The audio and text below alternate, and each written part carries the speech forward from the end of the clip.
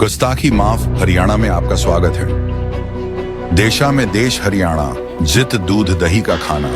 अब यहाँ शराब की नदियां बहती हैं।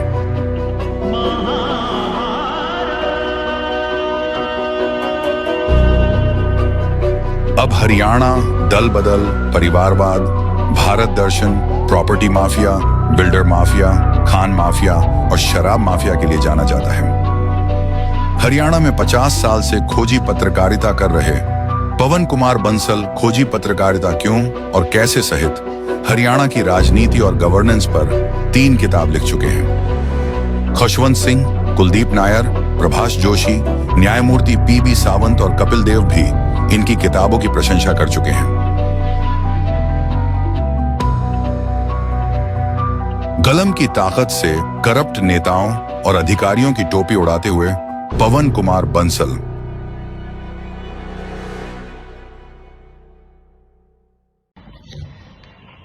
गुस्ताखी माफ हरियाणा में आपका स्वागत है। आप सब जानते हैं हरियाणा दल बदल के लिए देश यानी विदेशों में मशहूर है। यहाँ पर जब इंदिरा गांधी 80 में मिड टर्म पोल में सत्ता में आ गई तो भजनलाल जनता पार्टी के मुख्यमंत्री थे। पूरी की पूरी सरकार कांग्रेस में बदल दी भाई। इंदिरा गांधी शहर में चले गए कि मैंने तो बंसीलाल की जाति से कांग्रेस छोड़ दी थी, कांग्रेस तो मेरा घर है।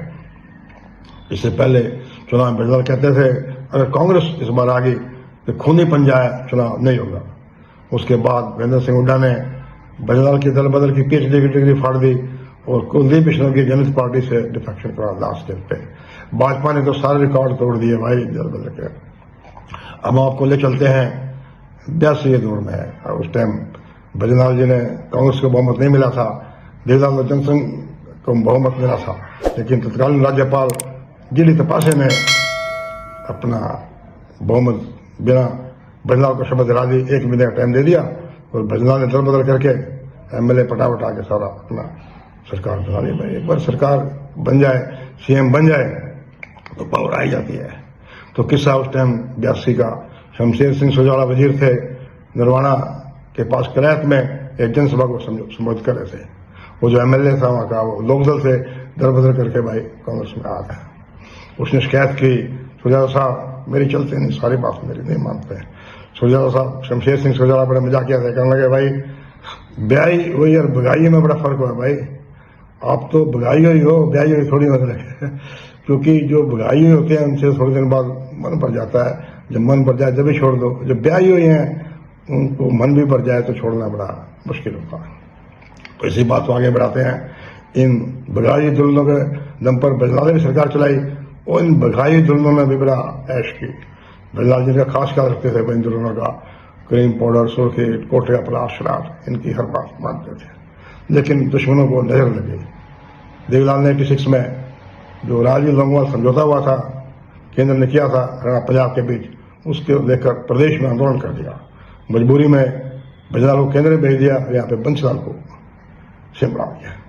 और बंसीलाल तो बंसीलाल, इन दुल्हनों को वो भाव नहीं देते थे, उनके नाज नखरे नहीं उठाते थे।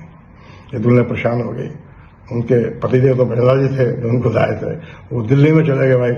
तो दुल्हनें विरह की गाती थी, छोड़ गए बालम हाय छोड़ गए बालम।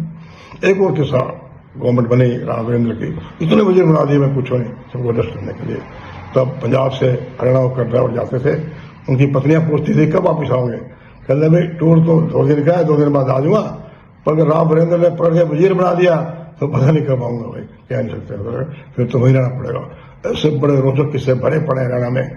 मैंने 98 में किताब लिखी थी हरियाणा के लालों के सबरंगे किस्से, जिसकी खुशवंत सिंह, कुलदीप नायर, प्रभाष जोशी, कुलदीप नायर, प्रभाष जोशी, जस्टिस सावंत और कपिल देव ने प्रशंसा की थी।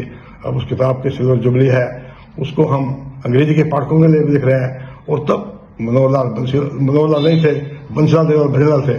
अब मनोहरलाल के किस्से भी डालेंगे और इसकी हम सोच रहे हैं हरियाणा के लाल को लेकर एक डॉक्यूमेंट्री फिल्म भी बनाई जाए। नमस्कार।